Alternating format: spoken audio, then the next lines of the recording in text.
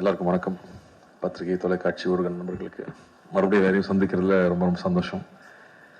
சர்தார் அந்த பேர் வச்சதுலேருந்தே அந்த படத்து மேலே எனக்கு ஒரு தனியான ஒரு அஃபெக்ஷன் உண்டு. ஒரு இன்னசென்ட்டான கிராமத்தில் ஒரு நாடக நடிகன், அவனை ட்ரெயின் பண்ணி அவன் ஒரு ஸ்பை ஆக்கி ஒரு பெரிய பெரிய ப்ராஜெக்ட்ஸ் பண்ணியிருக்காங்க. அது ஏற்கனவே நம்ம ஹிஸ்டரியில் நடந்தது, அது இன்ஸ்பிரேஷனாக எடுத்துகிட்டு பண்ணியிருந்தாரு. ஸோ அந்த கேரக்டருக்குள்ள அவ்வளோ ஷேட்ஸ் இருக்கும், அவ்வளோ இன்னசென்ஸ் இருக்கும். மக்களுக்கு ஒண்ணுன்னா உடனே ஓடி போய் நிக்கிற ஒரு விஷயம் இருக்கும். எந்த விஷயத்தாலும் ரிஸ்க் எடுக்க தயாரா இருப்பாரு, எதை வேணா இழக்க தயாரா இருக்கணும். சுயத்தை, தன்னுடைய எல்லாத்தையும் இழந்து உன்னை ப்ரொடெக்ட் பண்ணணும் அப்படிங்கிறது எல்லாராலையும் பண்ணிட முடியாது. ஆனா அப்படி பண்ணக்கூடிய ஒரு கேரக்டர். இன்ஃபேக்ட் பத்திரிகை நண்பர்கள் எழுதுனது, முதல் தடவையா ஒரு ஏஜென்ட் பர்சனல் வார் இல்லாம பொதுமக்கள் பொது நலனுக்காக வந்து சண்டை போடுற ஒரு ஹீரோ ஃபர்ஸ்ட் டைம் ஒரு ஏஜென்ட்டா பாக்கலன்னு சொல்லி எழுதியிருந்தாங்க. எனக்கு ரொம்ப சந்தோஷமா இருந்தது அதை நோட்டீஸ் பண்ணி சொல்லியிருக்கும் போது. ஸோ அப்படி ஒரு கேரக்டர், அந்த கேரக்டர் திரும்பி வந்தா நல்லா இருக்கும். பட் திரும்பி வரும்போது என்ன பர்பஸ், என்ன இருக்க போகுது, மித்திரனால என்ன அடுத்தது என்ன சொல்லி பயமுறுத்த போறாருன்னு எல்லாரும் கேட்கறாங்க. அவர் ஃபர்ஸ்ட் படத்துல வந்து கையில மொபைல் போன் மெசேஜ் வந்தாலே பக்குன்னு இருக்கும், அதுக்கப்புறம் வாட்டர் பாட்டில பார்த்தா பயமா இருக்கும். அப்படி இந்த படத்துல என்ன பயம் இருக்குன்னா அதை விட பயமான ஒரு விஷயம் வச்சிருக்காரு. உண்மையாவே ஸ்கேரியான ஒரு பெரிய ஒரு விஷயம் அந்த படத்துல கையெடுத்திருக்கு, கையில தொட்டிருக்காரு. அப்போ வந்து how good is a hero is வந்து ஹவு பிக் இஸ் த வில்லனுங்கிறத வச்சுதான் ரெண்டு பேர் சண்டை போட போறாங்க. இந்த ரெண்டு பேர்ல ரெண்டு பேருமே மிகப்பெரிய ஆளா இருந்ததான் அந்த போர் சுவாரஸ்யமா இருக்கும். அப்படி இந்த படம் ஒரு மிகப்பெரிய போரை பத்தி பேசுது.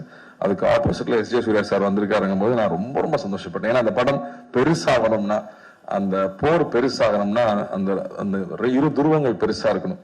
சர்தார் வந்து ஸ்பாட்ல இருக்கும்போதே வந்து சர்தார் வந்துட்டாரு, சார் வந்துட்டாரு தான் பேசுவாங்க. அதே விஜய் கேரக்டர் ரொம்ப விஜய் வந்துட்டான் அப்படிம்பாங்க. ரெண்டு நான் தான்டா, கொஞ்சம் மரியாதையா பேசுறேன். பட் அது அந்த ரெஸ்பெக்ட் வந்து ஷூட்டிங் ஸ்பாட்லயே தெரியும். ஸோ இந்த படம் ஆக்சுவலா ரொம்ப என்ஜாய் பண்ணோம். நான் ஃபர்ஸ்ட் எப்பவுமே மித்ரனுக்கு ஒரு பழக்கம், ஃபிளாஷ்பேக் தான் ஃபர்ஸ்ட் ஷூட் பண்ணுவாப்ல. அது ஷூட்டிங் ஆரம்பிச்சு உள்ள போய் நான் பயந்துட்டேன். ஃபர்ஸ்ட் ப்ரொடியூசர் தான் பார்த்தேன், எப்பா என்னப்பா செலவு பண்ணிட்டு இருக்கீங்க.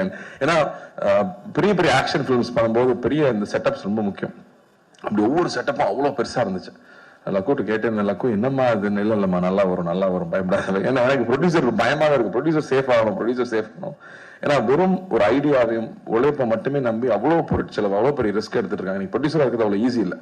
ரிலீஸ் வரைக்கும் ப்ரொடியூசர் தான் பண்ண வேண்டியது இருக்கு. எல்லா ரிஸ்க்கும் சார்ந்த ப்ரொடியூசருங்கும் போது அந்த அந்த பயம் எப்பவுமே மைண்ட் இருந்துட்டே இருக்கும், அவங்க சேஃப் ஆகணும்னு. பட் அந்த அளவுக்கு இந்த படத்துல மித்தனோட உழைப்பு வந்து ரொம்ப ரொம்ப இம்பார்ட்டண்டா நான் பாக்குறேன்.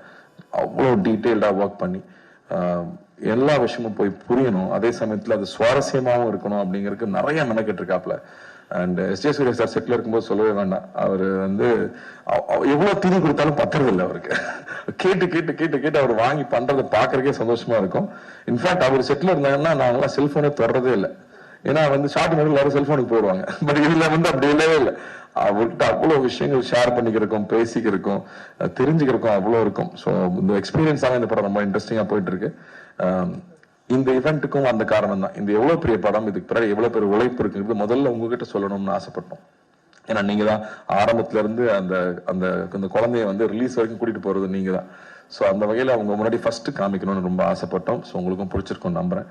அதே மாதிரி சாம் வந்து கைதிக்கு அப்புறம் பண்றோம். அண்ட் ஒரு ஸ்பை ஃபிலிம்னா ரஹ்மான் சார் சொல்லிட்டே இருக்காரு இல்லையா, நம்மளுடைய கதையா இருக்கணும், நம்ம எமோஷன்ஸா இருக்கணும், நம்ம பிரசன்டேஷன் இன்டர்நேஷனலா இருக்கணும், அப்பதான் அடுத்த லெவலுக்கு நம்மளுடைய படங்கள் வெளியில போக முடியும் அப்படின்னு சொல்லிட்டே இருப்பார். அதுக்கான டீம், நம்ம எடிட்டர்ஸ் ஆகட்டும், ஜார்ஜோட ஒர்க் ஆகட்டும், இல்லை ஸ்டன்ட்ஸ்ல வந்து திலீப்போட ஒர்க் ஆகட்டும், இப்போ சேதனோட ஒர்க் ஆகட்டும், ஐ திங்க் எல்லா டெக்னீஷியன்ஸும் they're giving their best for this film.